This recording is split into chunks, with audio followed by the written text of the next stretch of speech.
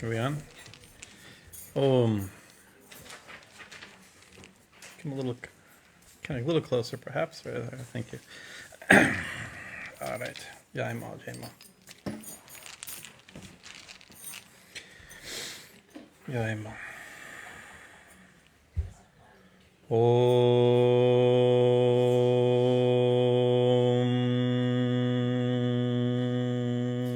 Mangalam Gurudevaya Devimatriksha Mangalam Mangalam Bhakta Brindebhyo Sarvalokaya Mangalam Om Stapakaya Chadharmasya Sarvadharma Sarupine Avatara Varishtaya Ramakrishnaya Te Namaha Om Guru Brahma Guru Vishnu Guru Devo Maheshwara Guru Devo Param Brahman Tasmai Shri Guruve Namaha Om Sarashiva Samarambam Shankarachara Madhyamam Ashmarachara Prayantam Vande Gurum Paramparam Om Bhadrakali Namo Nityam Saraswati Namo Namaha Veda Viranga Vedanta Vidyastana Evacha Sri Ganesha Sharada Gurubhyo Namaha Hari Om Jai Ma Jai Ma. So continuing our discussion on the Kali Sahasranāma, the 1,000 names of Goddess Kali.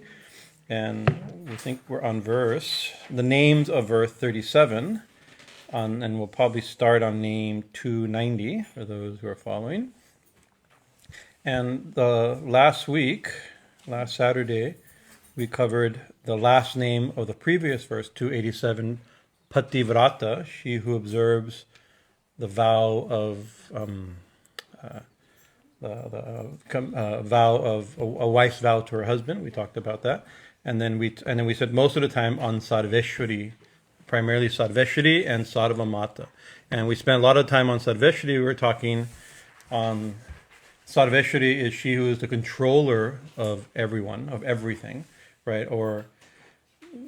And we spent a lot of time on different understandings of Ishvara, Ishvarī, right? And comparing that to in Western Christian theology and philosophy, we have the idea of all-powerful. Sarveśvarī could be defined as all-powerful. So we describe a little bit along those lines, as well as some potential problems with this very idea of all power, and whether or not that's really the Christian theological idea of omnipotent, whether that exactly matches Ishvarī. So we discussed that. And then we also said, we talked about sarva-mātā, the mother of all, right? So, sarveśvarī, sarva-mātā, we can for the sake of hearing the mantras and speaking the names. Let me see if I get my tongue to do it. You can repeat after me. Sarveśvarī, sarva-mātā, sarveśvarī, sarva-mātā, śarvāṇī, hara-vallabhā, śarvāṇī, hara-vallabhā, sarva-jñā, sarva-jñā, siddhidā, siddhā, sarva-jñā, siddhidā, siddhā, bhavyā, bhayāpahā, bhāvyā, bhayāpahā, sarveśvarī, sarva-mātā, sarveśvarī, śarvāṇī, śarvāṇī, hara-vallabhā, śarvāṇī, hara-vallabhā, sarva-jñā, siddhidā, siddhā, sarva-jñā, bhavyā, bhayāpahā, sarveśvarī, sarva-mātā, śarvāṇī, hara-vallabhā, sarva-jñā, siddhidā, siddhā, bhavyā, bhayāpahā. So this is we've discussed this a little bit, but just to get accustomed to the flavor of it. It's in sloka form, which the verses are put into a typical sloka meter, anushtup meter, and so they have to fit. And sometimes if they don't fit, they add a cha or something like that to make it fit. So the verses provide, and the most common way to repeat them is repeat it by verse, right? So like we just did, is the way you can go through the whole text.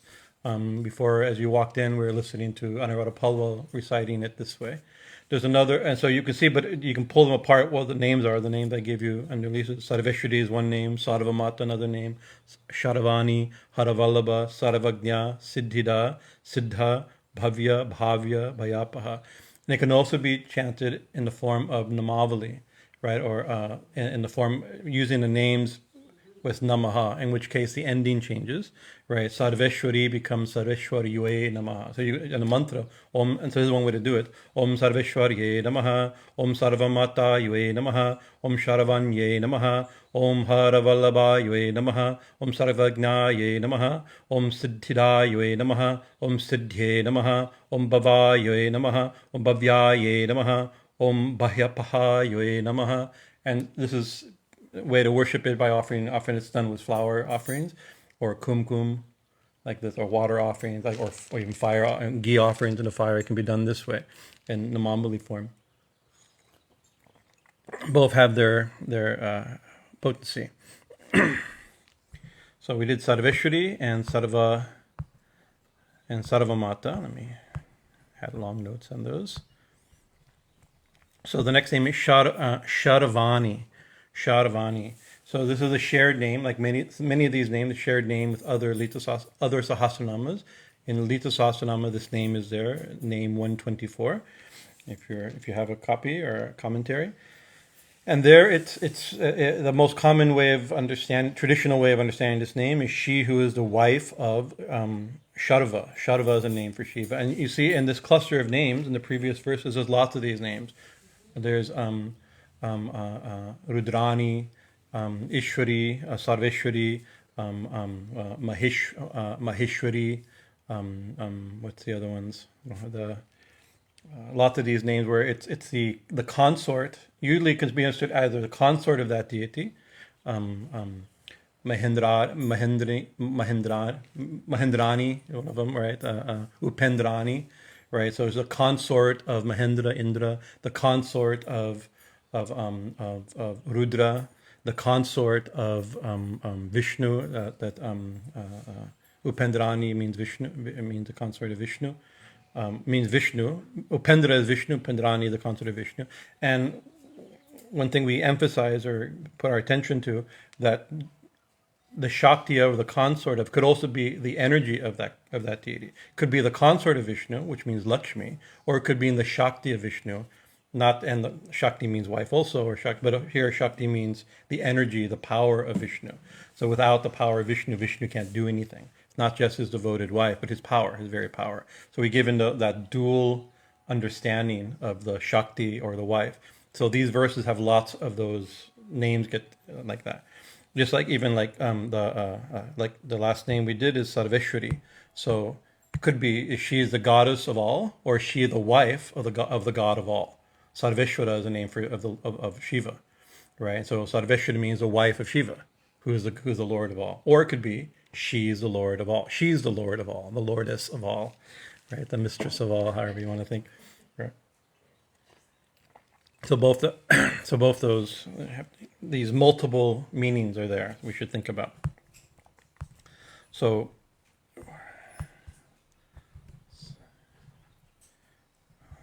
śarvāṇī.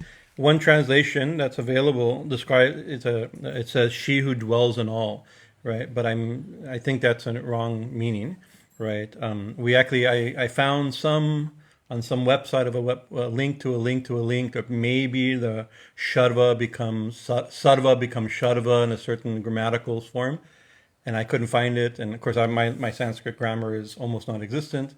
But we have people who they're better at this, and they couldn't find it also. So I think it may be a misreading of Sharva as Sarva. So Sarvāṇī could be interpreted as she who dwells in all, right? But that's probably what's here. So it's more likely to be the wife or the Shakti of Sharva. Sharva is a name for Shiva. And so there's two ways to understand the name Sharva. One is that there's a way of thinking of Shiva as it's called the Ashtamurti. Right, Shiva is actually in every day in our puja. If those of you who know or have done or know the type of puja we do, after the Shiva worship, we do the 5-item worship of Shiva, 10-item worship of Shiva. There is extra auxiliary puja that's done. One of which is Itaganda Pushpe. What is it? Ashta. What is that? I did it this morning by heart. Ashtamurtibhyo namaha. Ashtamurtibhyo namaha. The eight murtis, the 8 forms of Shiva. And then Etagana Pushpeyom Hringorye Namah to Durga, the form of the yoni, she's worshipped, but Shiva in 8 forms. These 8 forms are connected to the 8 directions in Tantra, but they're also connected to the elements, right? And so Śarva is the name of one of those forms of Shiva, right? And that's the form of earth. Each the different names are connected to of different elements. How Shiva becomes, this is in Kashmir Shaivism, they have quite an advanced understanding of the Ashtamurtis. I remember, and the directional deities Shiva, when he expands, he creates the elements, the world in which he expands into the world in the directions. So the directions are the one expanding through space, right? But to do that, you have to create matter. You have to create something that you expand into, and the elements are then created. So, and those elements, not we think of 5 elements, right? Earth, fire. In classic Hindu idea, we have earth, fire, water, air, ether. In Western, we have it's not the periodic table of the elements, right? How many do we have now? Do you remember? Anybody know? A lot. There's one called Berkelonium, right? It existed for a brief second in a laboratory in Berkeley. We're very proud of that. 109, something like that, right? So that's not what's meant by the elements here. I mean, it is what's meant by the elements, but this is more of a almost a psychological relationship to the elements. Like things are solid, things are liquid, things are hot, things are cold, like that. That experiential way of thinking of the elements, not the chemical structure of the elements, right? So in the earth, fire, water, or ether is a 5 list. The 8 list is earth, fire, water, air, ether, sun, moon, and consciousness, right? So then that's another, as per tantras, right? In the Linga Purana, an important Shaivite Shiva Purana, Linga Purana, it says, those who have transcended all shastras, right? Those who beyond the scriptures, right? Call the Deva whose essence is the earth, the God whose essence is the nature of the earth, as Śarva. So there's a definition. His wife is known as Sukeshi, and his son is Angara. So Sukeshi is a wife of the earth in this particular mythological association, and they have a son named Kunja. Angara. Angara is also Kunja, which is Mars, right? And so in Vedic astrology, Mars is considered the offspring of the earth, right? And even, I'm not sure if that's, I remember this was and Kunja actually means son of the earth. That's kind of the meaning of it. Maybe if anybody knows this for a fact. These type of things get in the yoga Hindu world. We say all kinds of things, and we believe that must be so. The earth. Did you know that the earth that Mars comes from the earth, right? The idea that Mars, during the formation of the earth, a piece of Mars like that, and it was literally the child of the earth. I'm not sure. I remember that somewhere in my brain. I don't know if that's seems. I don't know. The more I think about it, the least. But it might be so. I don't remember if it's the case. But some hold that this is an evidence of that Vedic astrology had some profound knowledge of that the earth coming, the Mars coming from the earth. Anyways. But so that's one name. So śarvāṇī means the wife of Śarva, which means a name for Parvati, a name for Durga. But it also is, as per Linga Purana, a name for Sukeshi, another name for the specific wife of this form of Shiva. Each of these 8 forms of Shiva has a consort, right? But it could be that.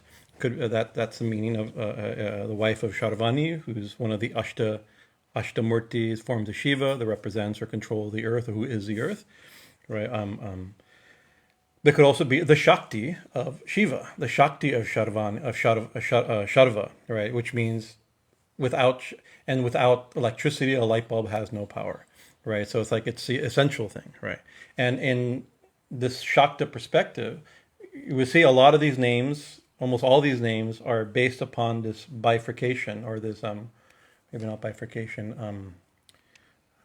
There's a technical word, it may come to me as I'm talking, but polarization of male and female, right? Basic duality of male and female, gendered conception of structure of categories, right?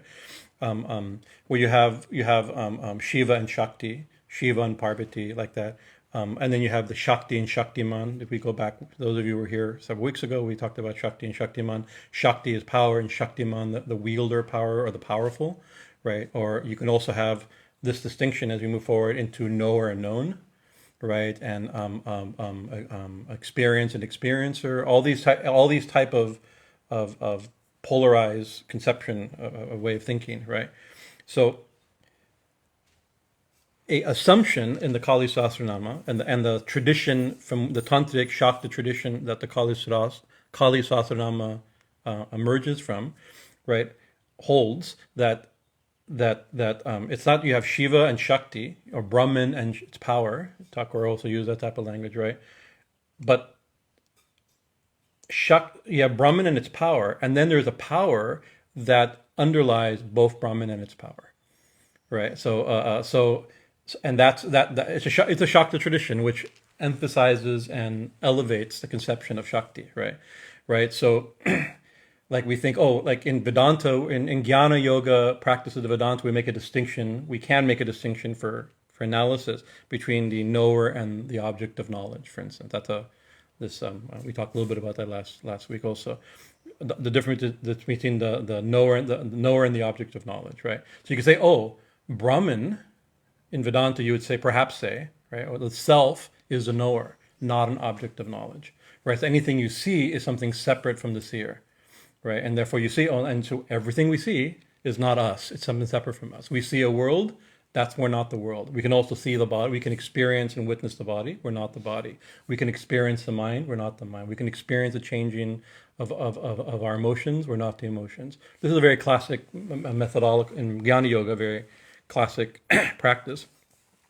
One of our senior godbrothers, he was expert in this, so he got trained in this type of analysis right in high school. This was does something to you to think about this too much. Kind of messes you up a little bit. But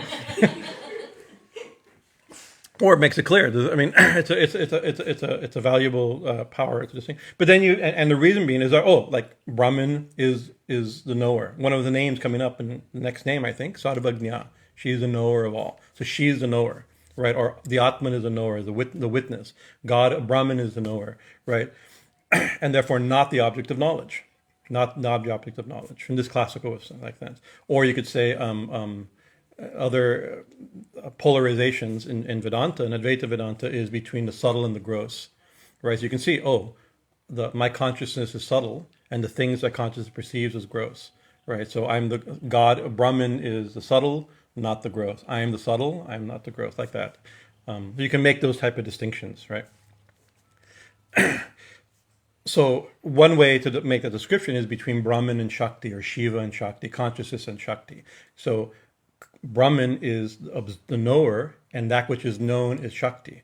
That's one way that the Vedantic idea, Advaita Vedantic idea, meshes or doesn't mesh with the Shakta conception. Shaktism, the forms of Shaktism that this text emerges from, would hold that yes, there is a distinction between knower and known, subject and object, right? Subtle and gross, the body and the soul, or however you like that. But Shakti is not just one side of that. Shakti is not just the false part, not just is not just the gross, not just the known, right? It manifests as both the knower and the known, both the subject and the object. That which is that both. So in Sri Ramakrishna's language, he says that Brahman and Shakti are identical, are non-different, right? Brahman and Shakti are non-different, right? So it's not like Brahman has Shakti. No, there is Brahman. You can think of Brahman and you can think of Shakti, but the reality that appears from our perspective as both Brahman and Shakti, both observer and the observed, or however you want to think of it, right? That itself is Shakti. Shakti manifests as consciousness and as its power, right? So, actually, it manifests as three things, not just two things. As soon as you have two things, the observer and the object that you observe, you have a third thing, observation. As soon as you have a thinker and you have a thought, you have thinking, right? So automatically the three. This is one way to interpret the triangle in the center of all yantras, this the one which is two, which is three, the way I sometimes word it, right? So she is the one that appears as subject, object, and cognition, right? As power and powerful, right? She, power, is both the wielder power and power itself. So anyway, this is a little messy because we're in some of the systems that we've grown up with, most of you have probably grown up with, in yoga and Vedanta and like that, we're kind of trained a certain way to think like this. And Shaktism uses that language, but it uses it differently, right? Shakti is a foundation of all, including Shakti.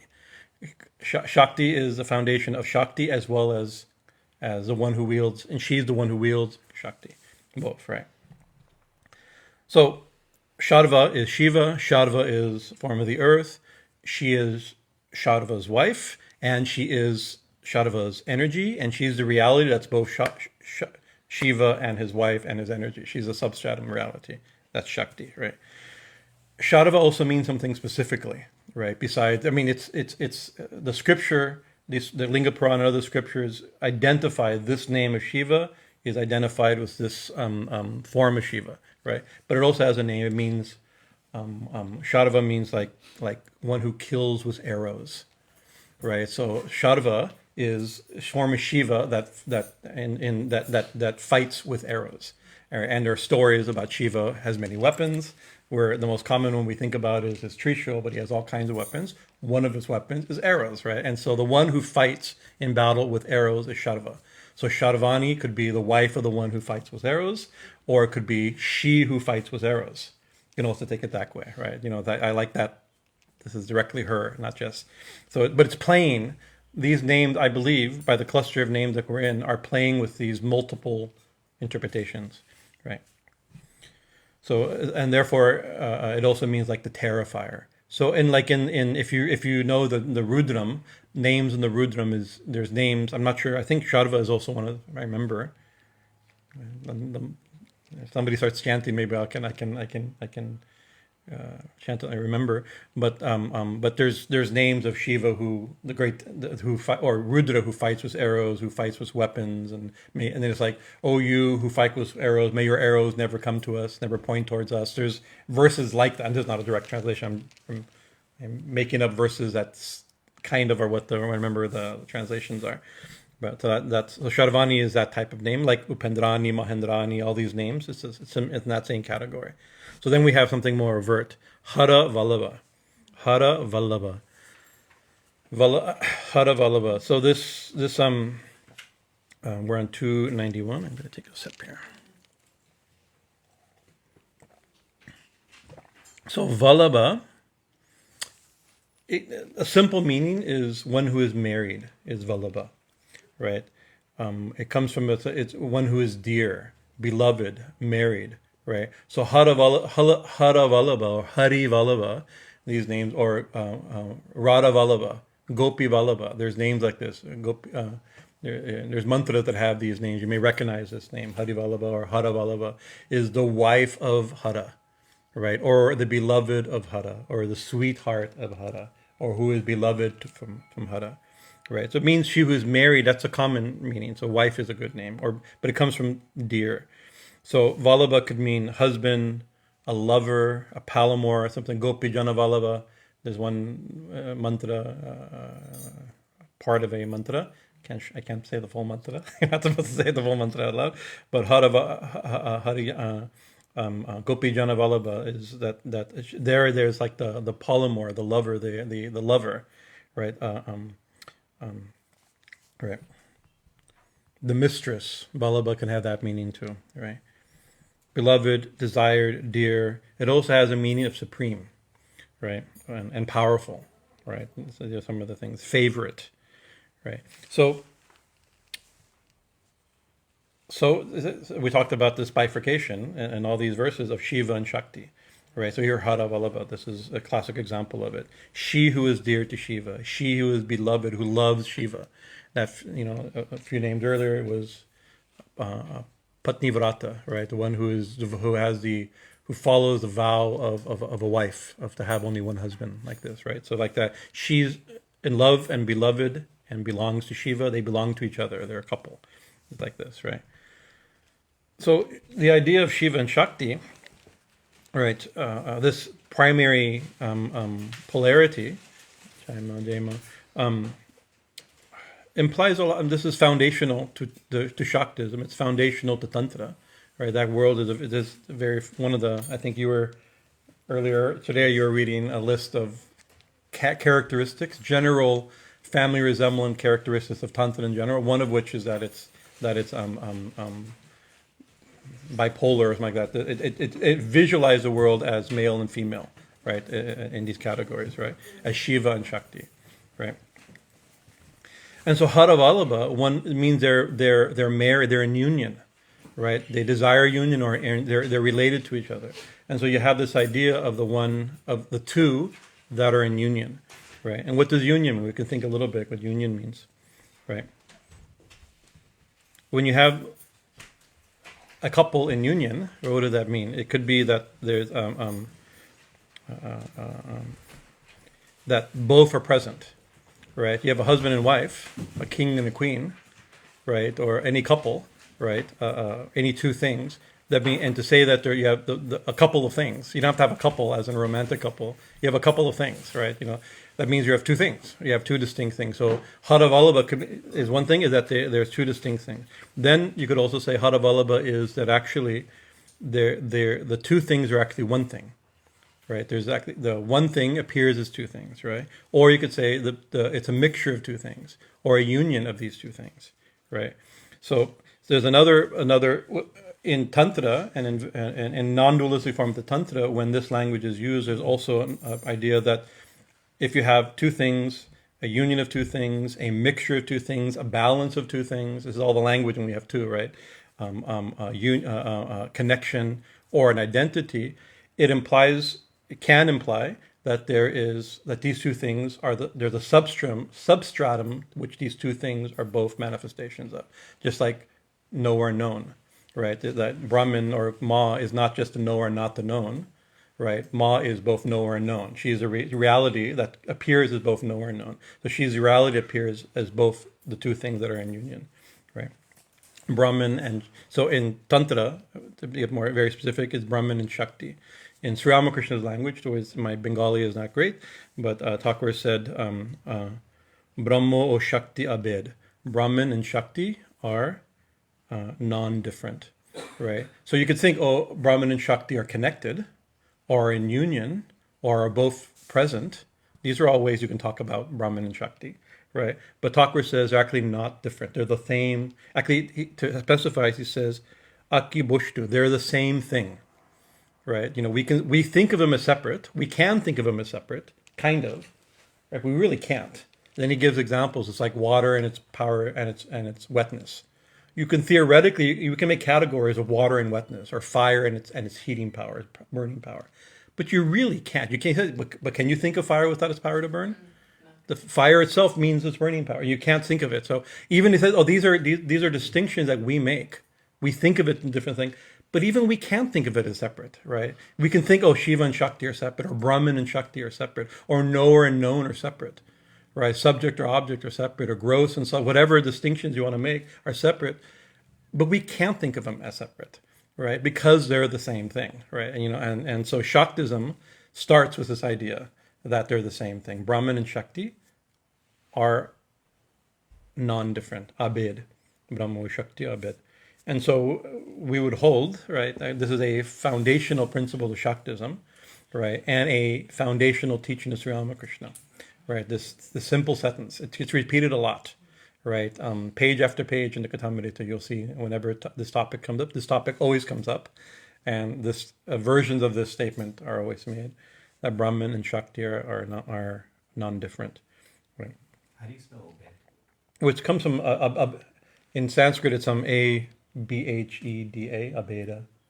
In Bengali, it's Abed, yeah, Abed. Like it comes. It's not exactly Advaita. Advaita and Advaita is slightly. They're some of the same root, but there's a slight distinction of the meaning. But actually, interesting. Today, a little side note. we waste our classes on side notes and tangents, but this is side right. Today is a holy day. I mean, we follow a complicated liturgical calendar with 18 religions on our the holidays of saints of 18 religions on our calendar. Makes it hard to to think. But today is Vallabha Jayanti. So there's a Saint Vallabha. He's the founder of the Pushti Marg, an important devotional school. Today's Vallabha Jayanti.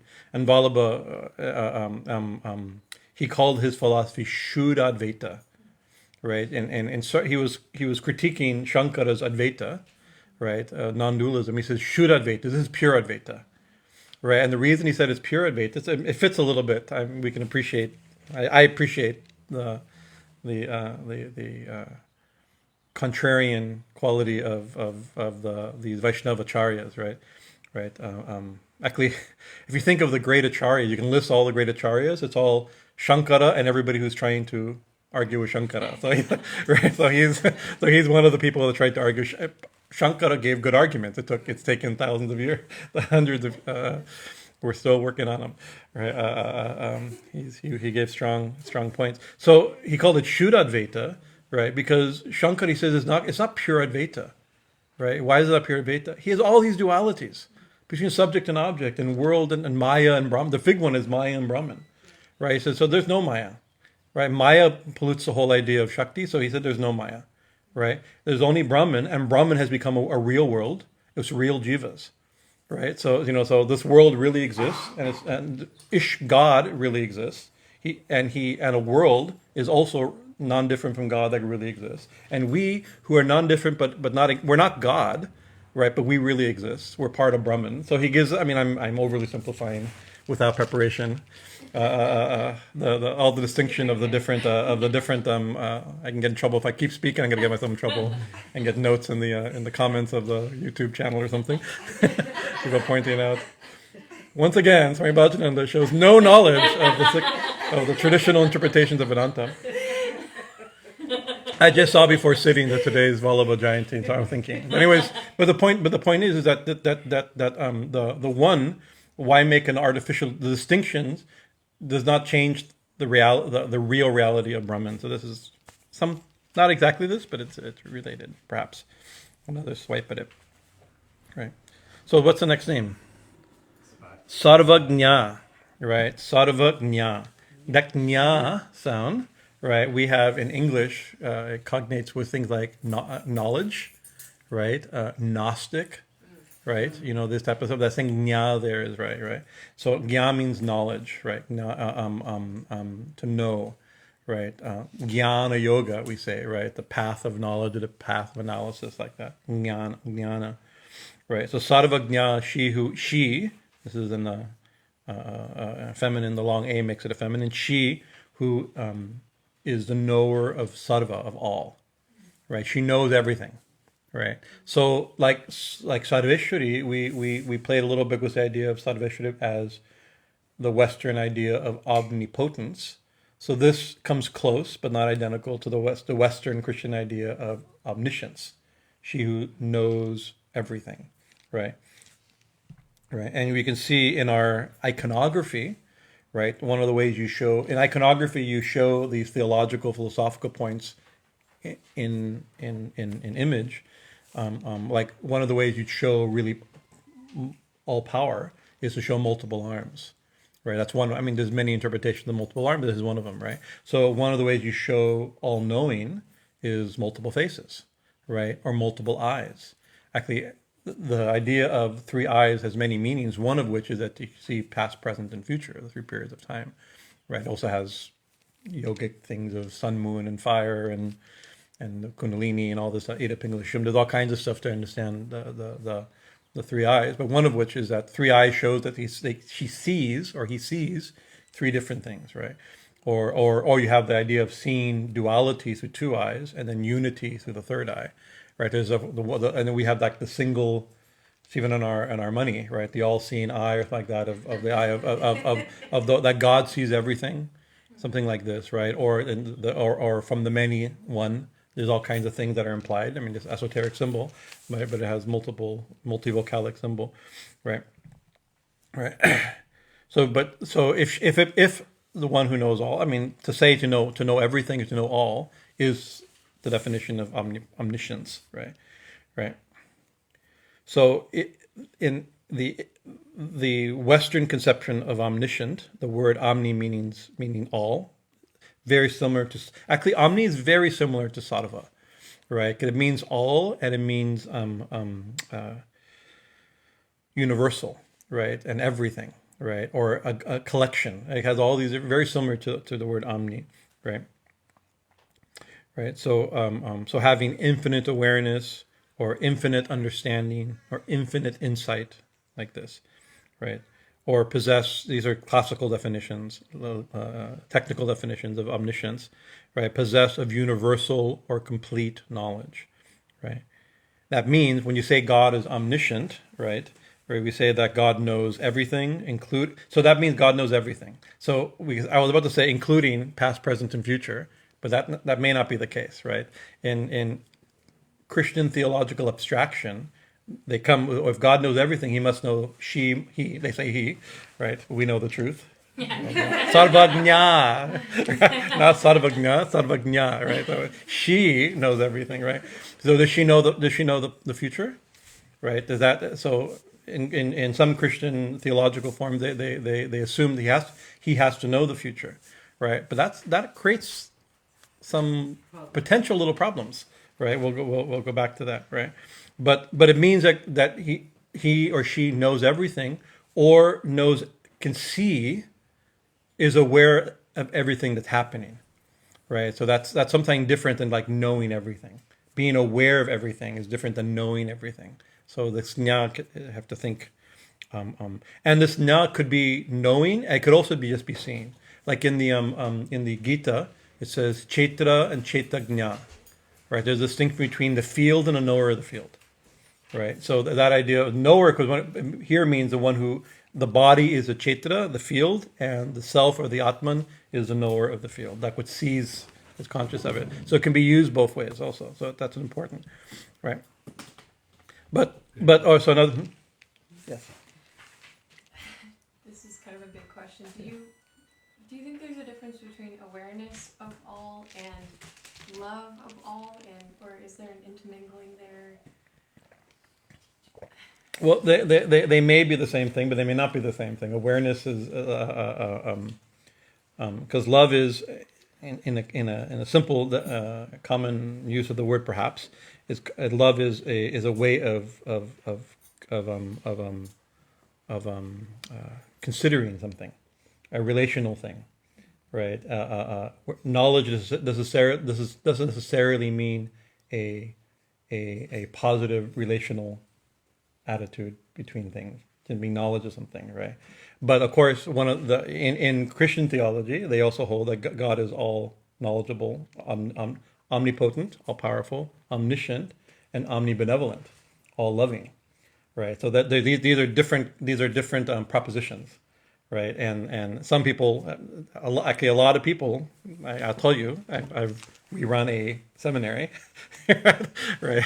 And the number one cause of people losing their faith in Christian seminaries is these issues of omnipotent, all-powerful, all-knowing God. That's also all-loving. Is he all-loving? If he's all-powerful, why does he allow suffering? And we talked about this a little. We vamped on this last week in after class also, right? So it's confusing. These premises. There's, if you keep adding more premises, it gets more confusing or less confusing, because Ma is all loving, but she's also everything else. She's all everything, right? So it becomes more complicated. But here, I'm not sure if knowledge requires love, right? Because I mean, we can all imagine we know people we know people that we may not love. We know things that we may not have an affectionate, benevolent relationship to. Maybe it's intrinsic in God's quality, in God's nature. If God's all loving and all knowing, then maybe they're the same thing. But anyway, it's an interesting contemplation. So God knows everything. There's nothing that let's use a problem that she is unaware of. Let's look at that, right? Not only like, oh, she knows science, She knows chemistry. She knows astrology. You know, like she's that. Of course, she's expert at everything. She knows everything. But that's obviously also. I mean, she's aware of everything, right? There's nothing she's not aware of. This is the idea of sarva-jñā, perhaps, if that's the meaning. There's other ways interpreting this. That doesn't mean that at all. That's a tricky part, right? So does it mean that she's? This is a question in Christian theology. If God's all-knowing, does He, right, know what decisions? That sound is very disturbing. Last time it was very disturbing. You can turn it off. What's it called?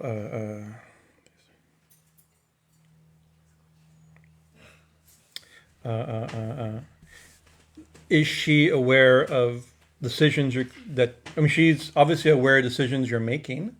If there's a full awareness of what's going on, is she aware of decision? And she's obviously aware of what you've done, right? People use that as a God knows what you're doing, what you've done. But does God know what you're going to do, right? Does she know past, present, and future, which is one definition sometimes? Does she know what decisions you're going to make before you make them? In which case, this brings questions. This brings some serious questions about free will.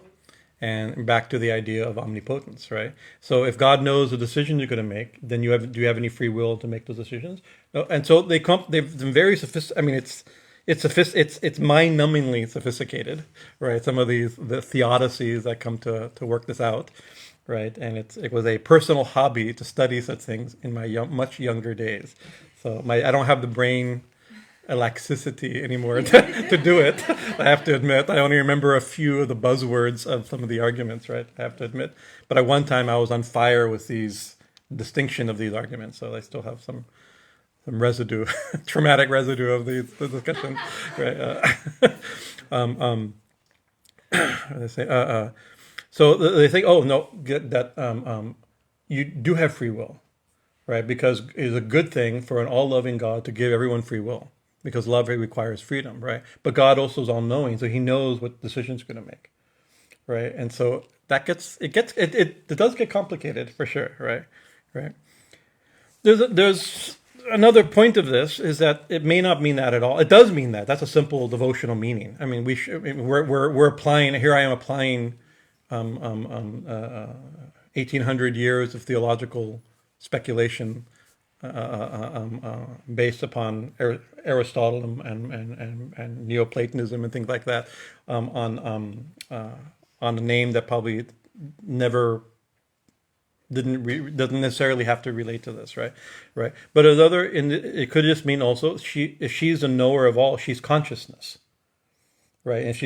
And so we're consciousness. I mean, there is consciousness that is aware of everything. Everything that we experience is the one experiencing everything is consciousness, right?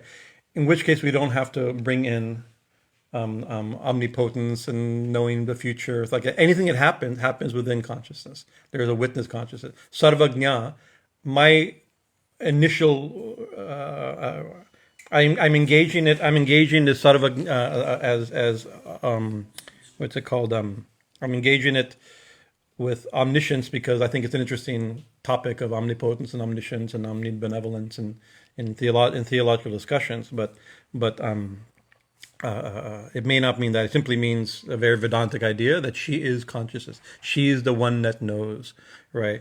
And she's Shakti. She's the one that does. She's sarveśvarī, going back to the previous name, right? Doesn't have to be a theological idea of an omnipotent God. She's Shakti, the one that does, right? She's conscious. She's the consciousness, the one that knows. It could be that way of understanding it too, right? And then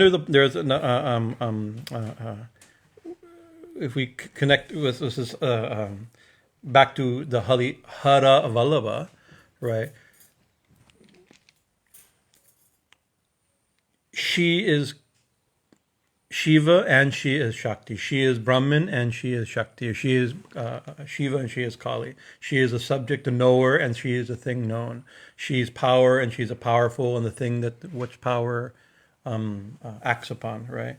That means, and this is something we've brought out, we've tried to bring out the last few weeks, that she's playing all the parts, right? So she's in which case, right? She's she knows. I mean, like, and in that case, like in that hypothetical, can God, if all-knowing God knows the decisions you're going to make, right? Can she know that? Maybe she doesn't. Well, how? Then she's not all-knowing. But if she's playing both parts, right? There's a purposeful in Tantra. There's a purposeful covering, a stepping down, how the one becomes many, how the one plays all the parts through a series of self-limitations that aren't limitations. You can play a game. I mean, maybe you've done. I haven't this in a long time, but I played chess against myself, right? And I beat myself, and I also lost. Part of me lost, right? It's like you can play both parts as part of the game, right? And and then in the Bhagavatam, it's simply there's a great line, like a dream, right? So like a dream is a great line. That's the example is like a dream, right? It's like if you make let's say there's a big problem in your, you just had a test, right? Maybe you had I used to have anxiety dreams before a test, maybe you did, where I sat down, I didn't know any of the answers. I didn't study. Maybe you've had this experience. And now I'm re-traumatizing myself after all these years. I thought I'm totally over it though, so don't worry. Senior year in college, anyways. Final semester in college, that's when it all hits. So I didn't know. It's like, but it's my dream, right? So you're playing both of the parts, right? So this idea of the one that's playing both parts is I think, maybe a key to this whole understanding of all of these names, right? And also deproblematizing the theological issues that come up between omnipotence and omniscience and all that stuff. When one's playing all the parts, does it even make sense to use to discuss this?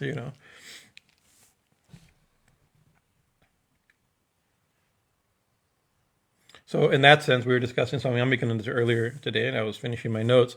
We have, do we have free will? If God knows everything, including what we're commissioned, do we have free will?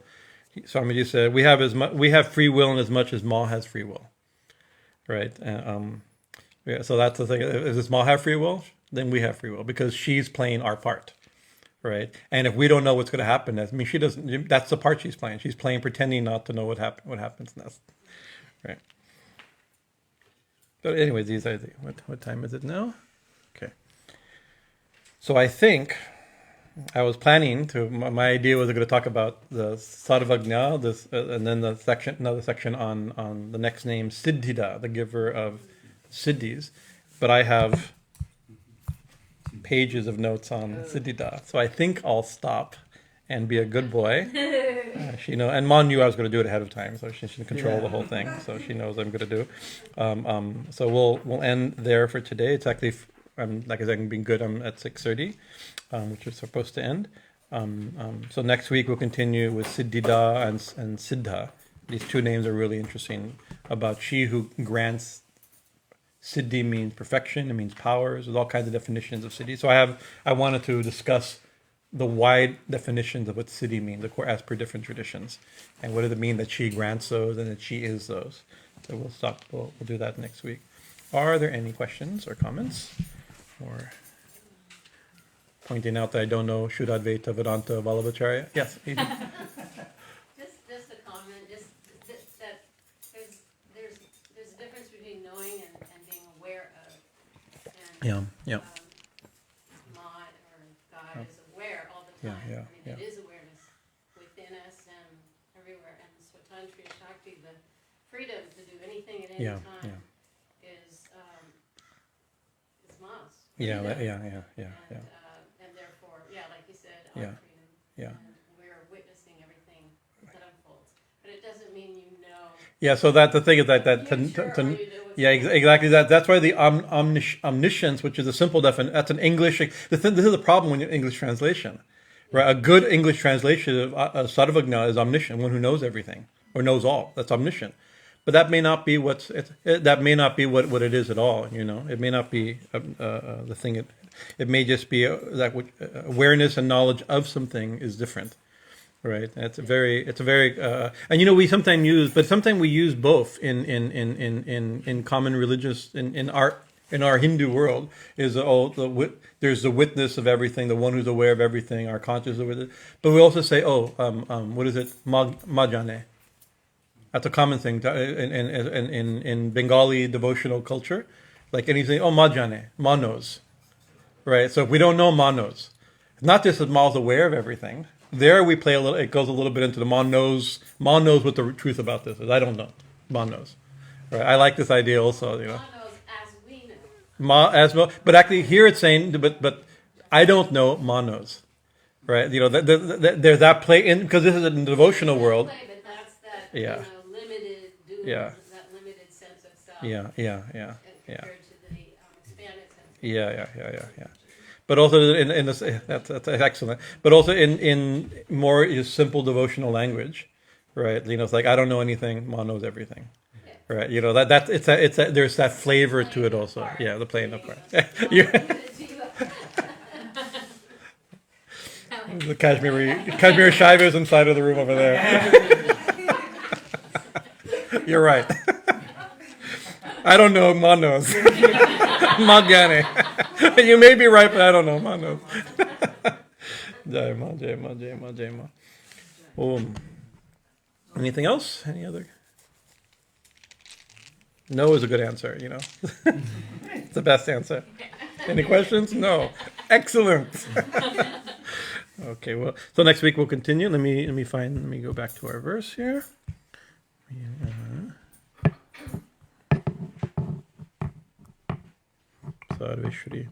sarveśvarī sarva-mātā śarvāṇī hara-vallabhā sarva-jñā siddhidā bhavyā bhayāpahā. Sri Jai Sri Guru Maharaj Ji ki Jai, Jai Mahamai ki Jai, Jai Swami Maharaj Ji ki Jai, Jai Shripad Vallabhacharya Maharaj Ji ki Jai, Jai Ma Dakshineshwari Bhavatarini, Dakshina Kālī ki Jai. Thank you for your kind attention. All right.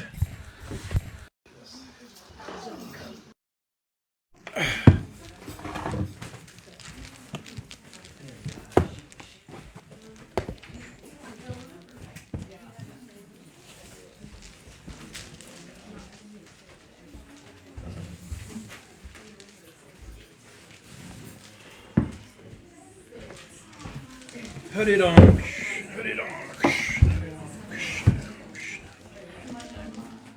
Jai Ma, Jai Ma. Hari Om.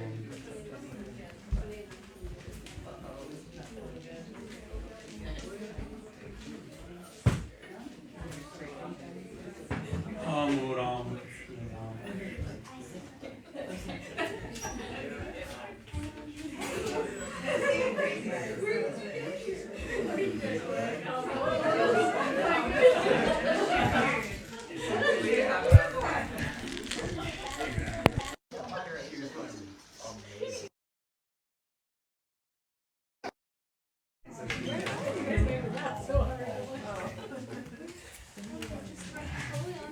Om Shri Guru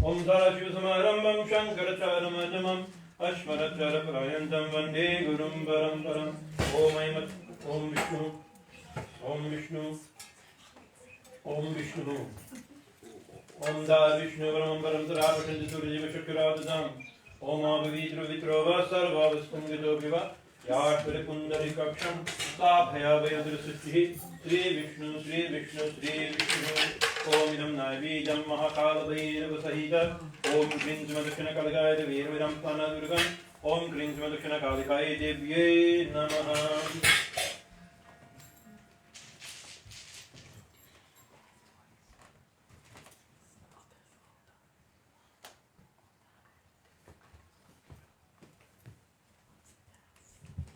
Etaparam Kring Smadakshana Kaligaya Devye Namaha.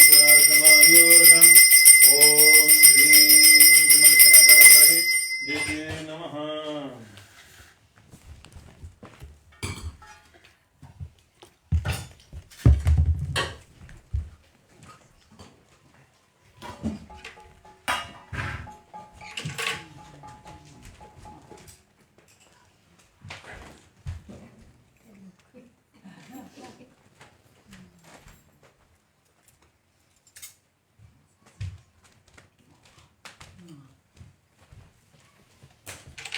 Om Divaya, Om Divaya, Om Divaya, Om Vang Green, Green, Green, Green, Green, Green, Green, Green, Green, Green, Green, Green, Green, Green, Ram Pandri Mahakala Sahita, Om Green Sukhna Kalgai Devi Artha Sevam Darshayami Namaha.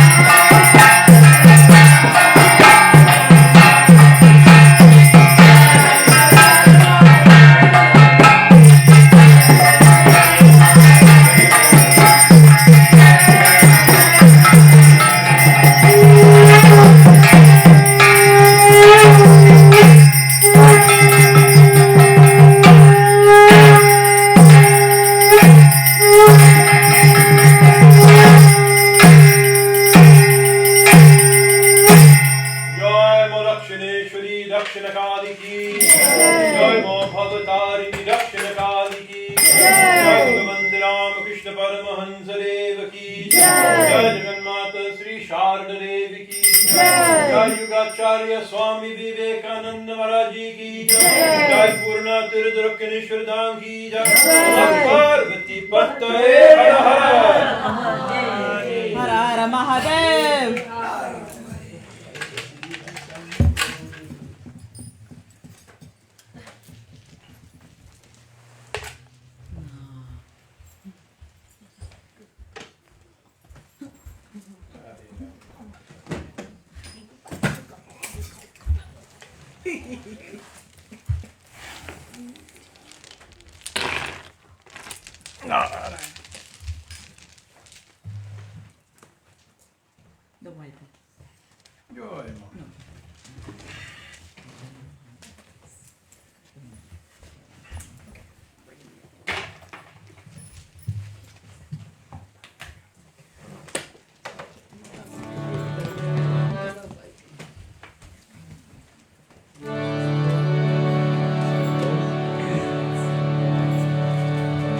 स्थापकाय च धर्मस्य सर्वधर्मस्वरूपे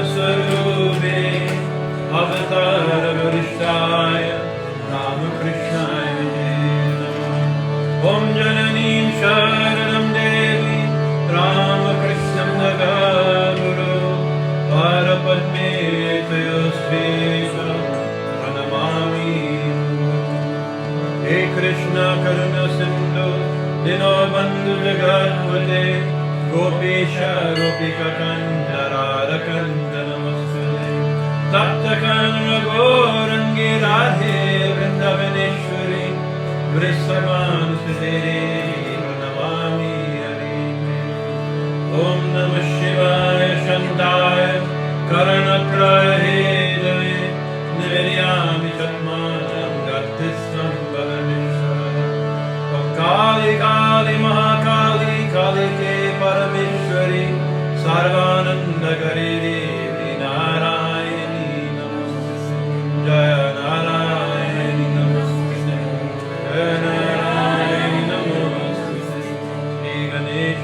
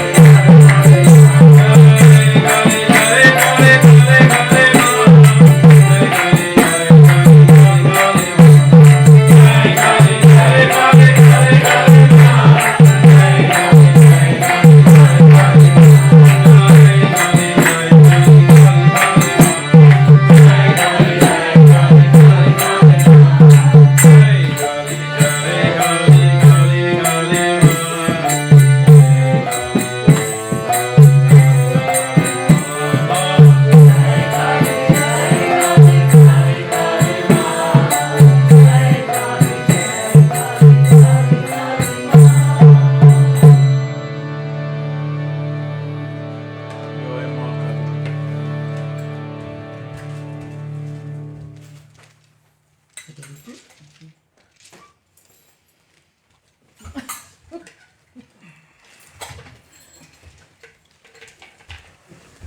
best way.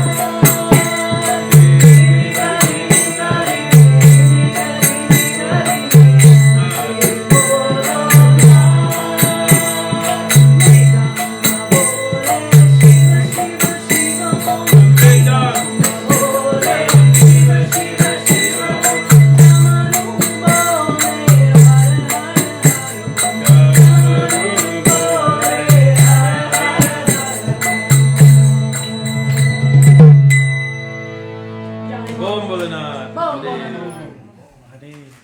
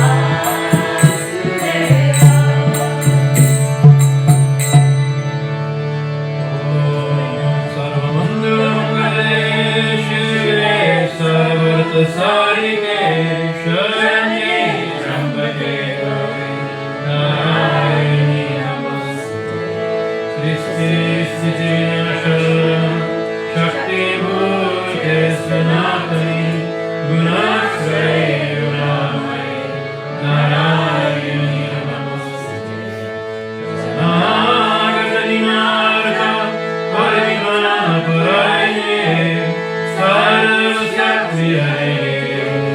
Narayani Namostute Jaya Narayani Namostute Jaya Narayani Namostute Jaya Narayani Namostute Jaya Narayani Namostute Jai Mahamaya ki Jai Jai Bhagavanti Ramakrishna Deva ki Jai Jai Swami Maharaj ki Jai Jai hara-vallabhā Maharaj ki Jai Jai Ma Dakshineshwari Bhavatārini Dakshina Kālī ki